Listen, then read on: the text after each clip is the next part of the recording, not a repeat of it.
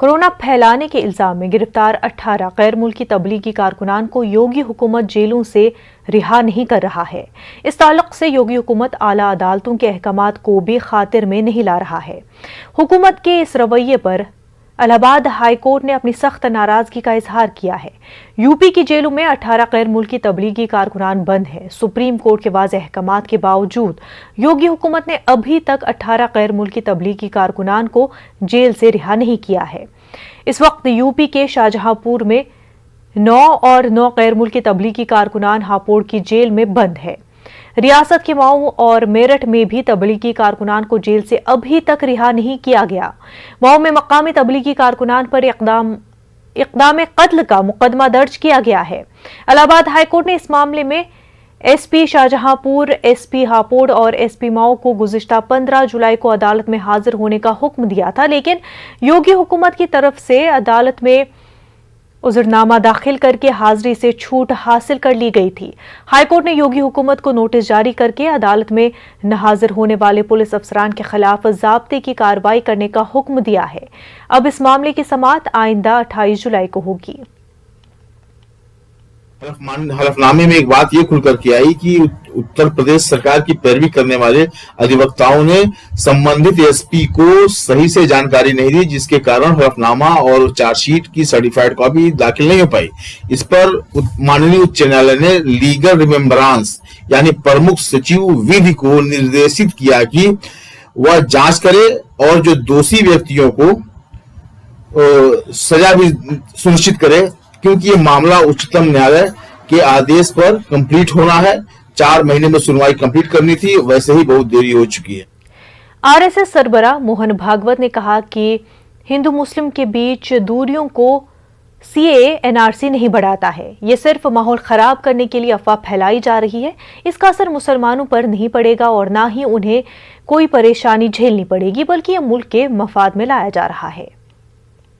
सब जो काम करते हैं, संघ का काम करते हैं, हमारे मन में सबके भले की ही भावना रहती है और सत्य पर चलने का संकल्प है। तो तथ्यों में से जो सत्य बाहर आएगा उसको डरने की हमको जरूरत नहीं है। अब हर बात को लेकर बवाल तो मचाने की पद्धति है ही आजकल, इसको लेकर भी बवाल मचा सकते हैं लोग। ये पूरे सीएए और एनआरसी को लेकर उसके पीछे जो चिंतन है उसका एक चित्र उन्होंने आपके सामने रखा है। और इसलिए अब उस पुस्तक को देखने के बाद भी जैसा उस समय मैंने एक विश्वास से हाँ कहा था, उसी विश्वास से आज मैं कह सकता हूं कि हाँ, इस पुस्तक का मैं पुरस्कार करता हूं। कर्नाटक के रायचूर जिला पंचायत के chief executive officer Sheikh Tanveer Asif ने कहा है कि कोरोना वबा की तीसरी लहर से छोटे बच्चों को तहफ़्फ़ुज़ फराहम करने के लिए महकमे जिला पंचायत की जानिब से तमाम तरह एहतियाती इक़दाम किए जा रहे हैं। कोरोना वायरस से मुतासर होने वाले बच्चों के इलाज के लिए रिम्स अस्पताल में अलहदा तौर पर 100 बिस्तरों पर मुश्तमिल वार्ड कायम किया गया है। शेख तनवीर आसिफ ने बताया कि जिले में तग़ज़िया से महरूम बच्चों की निशानदही करते हुए उन्हें तग़ज़िया बख्श ग़िज़ाई अशिया और अजनास फराहम किए जा रहे हैं और हर महीने कमज़ोर बच्चों के वज़न की जांच की जा रही है। की बात चल रही है कि ये साल के एंड में भी आ सकता बोल के, या फिर बच्चों को ज़्यादा इफेक्ट करेंगे बोल के गवर्नमेंट की तरफ से डायरेक्टिव्स जो है होशियार रहने के लिए ही है। लेकिन अगर बात इस लेवल की है रायचूर में कि बच्चों की सेहत के लिए क्या किया गया है जिला पंचायत की तरफ से, पहली बात तो बच्चों का जो वज़न नापना है, जिनमें उनको सैम या मैम कैटेगराइज करके उनको अगर कोई डिसीज़ है, डिफॉर्मिटी है, उसको आइडेंटिफाई करके एनआरसी में डालना, ये प्रोसेस रहेगा। ये फेज़ 2 होने के बाद कोविड का वेव 2 एकदम हर जगह शुरू हो गया है। इनका जो सेहत का मुआयना है, जो हेल्थ चेकअप है, इसको भी जो है ना आरबीएस के डॉक्टर्स और मेडिकल ऑफिसर्स के जरिए एक टाइम बाउंड मैनर में 30-20 तारीख के इस महीने के खत्म करने का एक प्लान है। प्रगतिशील समाजवादी पार्टी के कौमी सदर शिवपाल यादव आज निजी प्रोग्रामों में शिरकत के लिए गाजियाबाद पहुंचे। उनके पहुंचने पर कारकुनान ने उनका पुरतपाक इस्तकबाल किया। पार्टी कारकुन शिवपाल यादव से मिलकर बहुत खुश हुए। इसके बाद शिवपाल यादव ने मीडिया से बात की। शिवपाल यादव ने उत्तर प्रदेश असेंबली इंतखाबात के बारे में कहा कि हम अपनी पार्टी को मजबूत कर रहे हैं और हम गैर बीजेपी के नारे के साथ आगे बढ़ रहे हैं। अखिलेश यादव के साथ जाएंगे या नहीं, इस पर उन्होंने खामोशी इख्तियार कर ली। साल पहले गैर भाजपा पार्टी का नारा दिया है। हाँ। तो मैंने इसलिए नारा दिया था कि सब लोग इकट्ठे हों, भारतीय जनता पार्टी को हटाएं, और अगर सब लोग इकट्ठे हो जाते हैं तो भारतीय जनता पार्टी को हटाने में कामयाबी मिल जाए। इसलिए हमने नारा दिया था गैर भाजपा। तो चुनाव इस बार भी धर्मनिरपेक्षता और सांप्रदायिकता के खिलाफ होगा, तो इसलिए मैंने कहा कि समान विचारधारा और सभी सेकुलर पार्टियाँ एक। यानी ये जो बात कही जा रही थी कि इस बार अखिलेश जी और आप साथ रहने वाले हैं, तो इसको पुख्ता माना जाए? देखिए अभी समय है, बहुत समय है, और समय है, सामने आ जाएगा। और अब बात ईद उल अजहा की।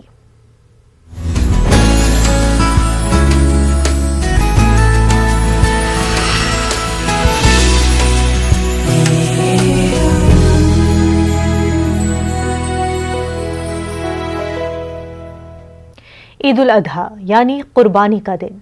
कुर्बानी अपने खलूस की, कुर्बानी इंसानी जज्बे और हमदर्दी की, कुर्बानी अपने माल की, कुर्बानी इज्जत नफ्स की, कुर्बानी अपने सबसे कीमती चीज़ की। आज का दिन हज़रत इब्राहीम अलैहिस्सलाम की वो अजीम कुर्बानी की याद दिलाता है जो उन्होंने राह हक में दिया था। कुर्बानी सुन्नत भी है और वाजिब भी। कुर्बानी सिर्फ जानवरों की नहीं होती। आज की कुर्बानी से इंसान अपने अंदर हज़रत इब्राहीम की सुन्नत को याद करता है। आज के दिन नमाज ईद उल अजहा से फरागत के बाद मुसलमान अपनी इज्जत, अपना माल और अपने खलूस की कुर्बानी पेश करता है। अपने रब से दुनियावी तमाम चीज़ों में गुनाहों की तलाफी चाहता है। आज मुल्क भर में ईद उल अजहा की नमाज अदा की गई। कोरोना ज़ाब्तों का ख्याल रखा गया और लोगों ने सोशल मीडिया के जरिए एक दूसरे को मुबारकबाद पेश की और मुल्क में खुशहाली, तरक्की और कोरोना से नजात की दुआ की।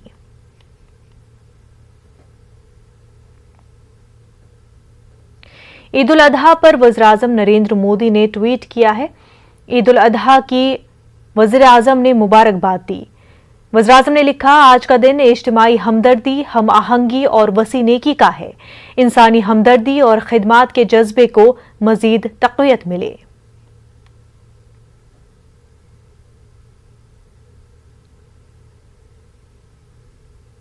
खुशगवार मौसम में खुशियों की बात के साथ शायरी हो तो खुशियों का रंग दोबाला हो जाता है। कोरोना कहर में यूं तो जिंदगी के सभी रंग फीके हो गए हैं। महंगाई, बढ़ती बेरोजगारी और कोरोना के कहर में अपनों को खोने का गम किसी भी तरह हल्का होने का नाम नहीं ले रहा है। इसके बावजूद इंसान मादी ख्वाहिशात के लिए जब इंसानियत के रिश्ते को दागदार करता है तो ऐसे में एक शायर ही आईना दिखाने का काम करता है।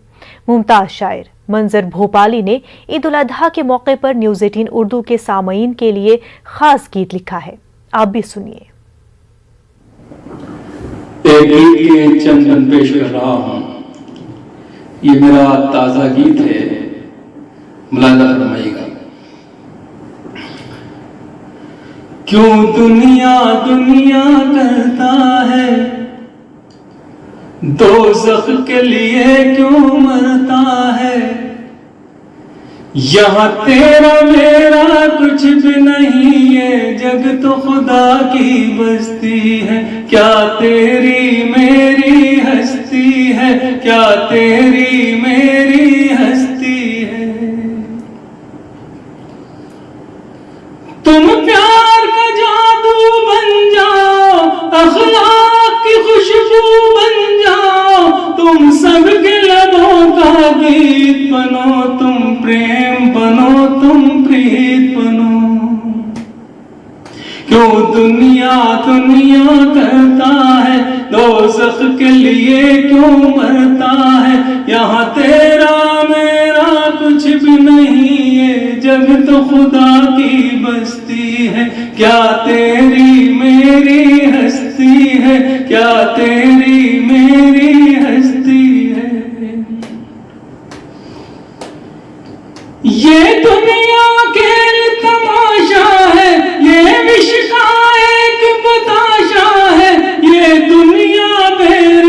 नजर सच की, ये मीठी छुरी है लालच की। क्यों दुनिया दुनिया करता है, दोज़ख के लिए क्यों मरता है। यहाँ तेरा मेरा कुछ भी नहीं, ये जग तो खुदा की बस्ती है। क्यों दुनिया दुनिया करता है। और ये बंदे के ये तन मिट्टी का बर्तन है, इस पर 2 दिन का जो बन है। फिर उम्र लगाएगी तड़का, फिर मौसम होगा पतझड़ का। क्यों दुनिया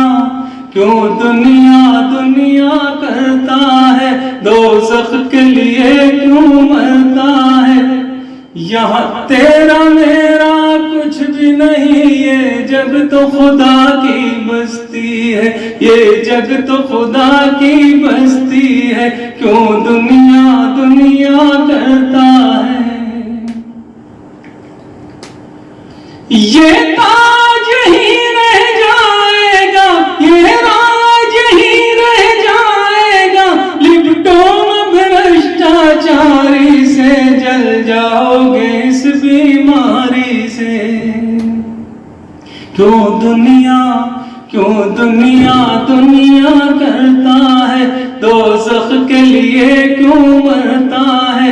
यहाँ तेरा मेरा कुछ भी नहीं, ये जग तो खुदा की बस्ती है। क्या तेरी मेरी हस्ती है, क्या तेरी मेरी हस्ती है। यहाँ तेरा मेरा कुछ भी नहीं, ये जग तो खुदा की बस्ती है। क्यों दुनिया दुनिया करता है, दोज़ख के लिए क्यों मरता है। यहाँ तेरा मेरा कुछ भी नहीं, ये जग तो खुदा की बस्ती है। क्या तेरी मेरी हस्ती है, क्या तेरी मेरी हस्ती है। ब्रेक के बाद आपका खैर मकदम है। मुल्क भर की तरह जम्मू कश्मीर में भी मजहबी अकीदत और एहतराम के साथ ईद उल अजहा मनाई गई। ताहम कोरोना वबा की वजह से ईद तकारीब में सादगी देखी गई। श्रीनगर शहर में बड़े इज्तिमात की इजाज़त नहीं थी। मकामी मसाजिद में ही ईद की नमाज अदा की गई। बेशतर मकामात पर कोविड की गाइडलाइंस पर अमल किया गया, ताहम बाज़ जगहों पर SOPs की खिलाफ वर्जी भी देखी गई। लोगों ने आपस में ईद की मुबारकबाद पेश की। कोविड वबा के खात्मे के लिए तकरीबन सभी मसाजिद में खुसूसी दुआएं की गई।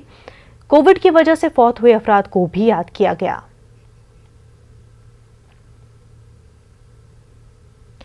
तेलंगाना में नमाज ईद का एहतमाम बारिश के दौरान किया गया। सबसे बड़ा इज्तिमा पुराने शहर ईदगाह मीर आलम में देखा गया। ईद उल अजहा के मौके पर बारिश की वजह से जोश खरोश की कमी देखी गई। ईदगाह मीर आलम में नमाज ईद उल अजहा सुबह 9:30 बजे अदा की गई। हाफिज और कारी मोहम्मद रिजवान कुरैशी खतीब मक्का मस्जिद ने इमामत और खुतबे के फ़राइज़ अंजाम दिए। नमाज से पहले मौलाना जाफर पाशा ने खिताब किया। मजहबी स्कॉलर्स और उलमा ने मुस्लिम भाइयों को ईद की मुबारकबाद पेश की और कहा कि ये ईद भाईचारा और हम आहंगी का प्याम देती है। लोगों ने एक दूसरे को ईद की मुबारकबाद पेश की।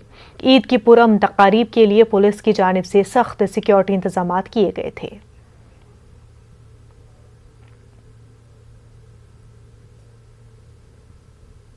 हैदराबाद की तारीखी मक्का मस्जिद में नमाज ईद उल अजहा का एहतमाम किया गया। मक्का मस्जिद के इमाम मौलाना लतीफ़ अहमद ने इमामत और खुतबे के फ़राइज़ अंजाम दिए।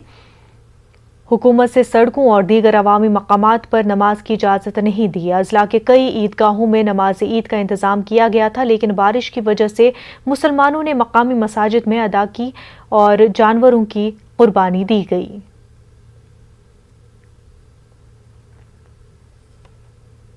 तेलंगाना के वज़ीर दाखिला मोहम्मद महमूद अली ने चादर घाट आजमपुरा की चुंटी शाह मस्जिद में नमाज ईद अदा की। उन्होंने अवाम को ईद की मुबारकबाद पेश की और रियासत की तरक्की अमन व अमान की बरकरारी के लिए दुआ की।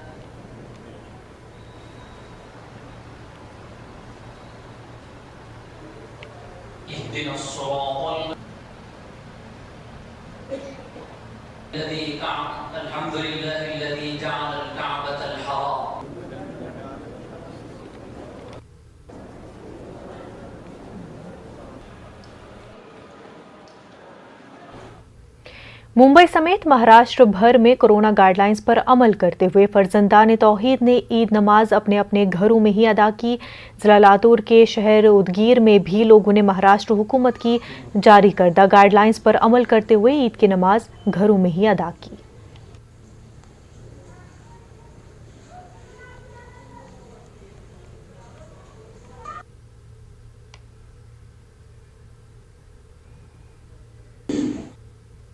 पिछले साल की तरह इस बार भी कर्नाटक में ईद उल अजहा की नमाज ईदगाहों के बजाय मस्जिदों में अदा की गई। कोरोना वबा की वजह से आयद करदा पाबंदियों के तहत ईदगाहों और खुले मैदानों में ईद की नमाज अदा करने की इजाजत नहीं थी। बेंगलुरु की सिटी जामा मस्जिद, मस्जिद कादरिया, मस्जिद हजरत बिलाल, मस्जिद मुनव्वरा, मस्जिद कमर, इस तरह तमाम मसाजिद में ईद की नमाज का एहतमाम किया गया। कई मसाजिद में मुसल्लियों की कसीर तादाद और समाजी फासले की शर्त की वजह से 2 और 3 जमातें मुनक्किद करते हुए ईद की नमाज अदा की गई।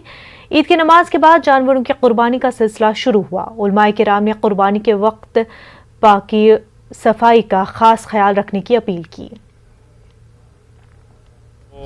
जैसे ही गवर्नमेंट ऑफ कर्नाटका का ऑर्डर आया कि इस बार ईदगाह में यानी कि खुले मैदान में ओपन स्पेस में जिधर भी ईद की नमाज़ नहीं हो सकती, तो हमारी जुमा मस्जिद की हमारी मीटिंग हुई हमारे उलमास के साथ, क्योंकि जुमा मस्जिद में तकरीबन 3 मसाजिद आते हैं, तो तीनों मसाजिद के उलमा के साथ मीटिंग में ये तय पाया कि जैसे गवर्नमेंट का ऑर्डर जो है इसकी इज़्ज़त करना चाहिए और इसके बदले में खादरिया मस्जिद और हमारे दूसरे दीगर मस्जिद है खुदूसिया मस्जिद में यहाँ पे ईद की नमाज़ करेंगे। जुमा मस्जिद ट्रस्ट बोर्ड की जो कमेटी ने बहुत बेहतरीन तरीके से जो पूरे ईद के इंतजाम अरेंजमेंट किए गए थे, सोशल डिस्टेंस का मेंटेनेंस भी हुआ अल्हम्दुलिल्लाह, और गवर्नमेंट के जो गाइडलाइंस थे उसको फॉलो करते हुए अल्हम्दुलिल्लाह ईद की नमाज मुकम्मल हो गई।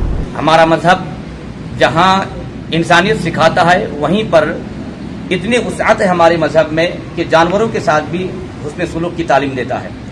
तो हम किसी भी अमल के जरिया से किसी को हम तकलीफ नहीं दे सकते, इसलिए जानवर की कुर्बानी के मौका पर खुसूसी ख्याल रखें खून वगैरह के ताल्लुक से, क्योंकि हमारे साथ हमारे पड़ोसी हैं जो हमारे हिंदू भाई लोग भी हैं, तो उनको बुरा ना लगे, उनको कोई सेंट या कोई बदबू महसूस ना हो। पहले एक जमात का ऐलान किया गया, फिर उसके बाद जैसे ही हुकूमत की तरफ से ज़्यादा दबाव वगैरह आया कि नहीं इसी तरह होना है, तो हम लोगों ने अल्हम्दुलिल्लाह 3 जमातें यहाँ 7 बजे, 8 बजे और 9 बजे अदा की यहाँ पर। कोरोना गाइडलाइन और पाबंदी के सबब मेरठ में भी शाही ईदगाह में ईद उल अजहा की नमाज अदा नहीं की जा सकी, लेकिन शाही जामा मस्जिद समेत शहर और देहात के दीगर मसाजिद में ईद उल अजहा की नमाज अदा की गई। कोरोना के सबब जारी हिदायत पर अमल करते हुए शाही जामा मस्जिद में लोगों की महदूद तादाद के साथ शहर काजी मेरठ ने नमाज अदा कराई। इस मौके पर जामा मस्जिद समेत शहर की दीगर मसाजिद के बाहर पुलिस एहलकारों की तैनाती रही। नमाज के बाद मुल्क और मिल्लत की सलामती की दुआएं की गई। लोगों ने बगैर गले मिले एक दूसरे को ईद की मुबारकबाद दी। अपने शहर के तमाम लोगों के साथ में मिलजुल कर खुशी के साथ ये ईद उल अजहा का त्यौहार मनाएं, और ईद उल अजहा के बाद भी हमारे अंदर यकजहती और आपस में बाहमी मोहब्बत, और ये कि जैसा कि ये पैगाम देता है कि सारे इंसान जो हैं वो काबिल एहतराम हैं, इंसान का खून जो है वो काबिल एहतराम है, और तो इसलिए हम दूसरे इंसान सब इंसानों का एहतराम करें, उनके साथ बाहमी मोहब्बत और बाहमी यकजहती के साथ में रहें। रियासती हुकूमत की तरफ से नाफिज करदा सख्त कोरोना गाइडलाइन के दरमियान इलाहाबाद में ईद उल अजहा मनाई जा रही है। मकामी इंतजामिया की गैर मामूली सख्ती के चलते इलाहाबाद के मुस्लिम अक्सरियती इलाकों में लॉकडाउन जैसा माहौल है। शहर की ईदगाह में दूसरे बरस भी ईद उल अजहा की नमाज अदा नहीं की जा सकी। मकामी इंतजामिया की तरफ से मरकजी जामा मस्जिद में सिर्फ चंद लोगों को ही ईद उल अजहा की नमाज अदा करने की इजाज़त दी गई। जामा मस्जिद के इर्द गिर्द हुजूम रोकने के लिए पुलिस इंतजामिया ने रुकावटें खड़ी कर दी थी। जामा मस्जिद में शहर के सरकर्दा अफराद ने ईद उल अजहा की नमाज अदा की और इस मौके पर बाद समाजी तंजीमों ने लोगों के दरमियान मुफ्त मास्क तकसीम किए और लोगों से हुकूमत की गाइडलाइन पर अमल करने की अपील की।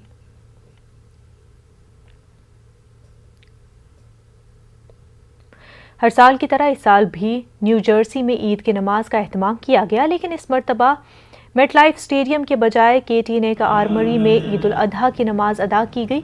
ये इंतज़ाम ईद कमेटी न्यू जर्सी की जानिब से किया गया था। ईद की नमाज 20 जुलाई यानी कल मंगल की सुबह 8 बजे अदा की गई। कोरोना गाइडलाइंस पर अमल करते हुए फर्जंदान तौहीद ने नमाज ईद अदा की। तमाम नमाजियों के लिए फेस मास्क लगाना और 6 फुट की दूरी का ख्याल रखना लाजमी करार दिया गया था, जिस पर मुकम्मल तौर पर अमल किया गया।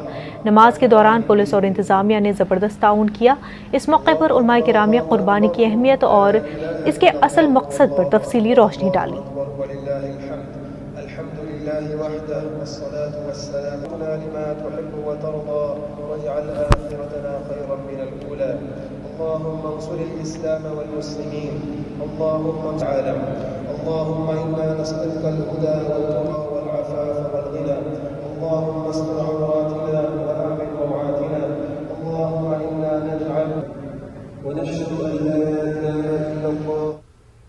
कोरोना वबा के दौरान बाहमी इमदाद और इन्हिसार का जज्बा मुस्तहकम हुआ है। मुल्क इस वबा से मुतहिद होकर मुकाबला कर रहा है। टीकाकारी के ऐलान के बाद हम बेहतर ताउन करें, जिसे हम कोरोना को मात देने की जानिब कदम बढ़ा सके। नेटवर्क की टीम इस मुहिम में हर कदम पर आपके साथ रहेगा। जब तक सभी महफूज नहीं होते तब तक कोई भी महफूज नहीं होगा, और इसी सोच की बुनियाद पर हमारी मुहिम संजीवनी का मकसद ये यकीनी बनाना है कि वैक्सीन पाना सभी हिंदुस्तानियों का हक है।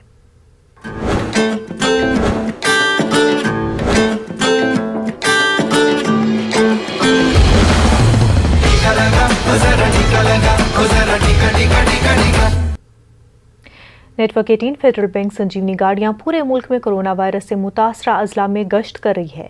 वैक्सीन की अहमियत के हवाले से बेदारी लाने की हमारी कोशिशों को आपकी तायीद की अशद ज़रूरत है। आइए एक नज़र डालते हैं कि संजीवनी गाड़ियां किन इलाकों में हैं।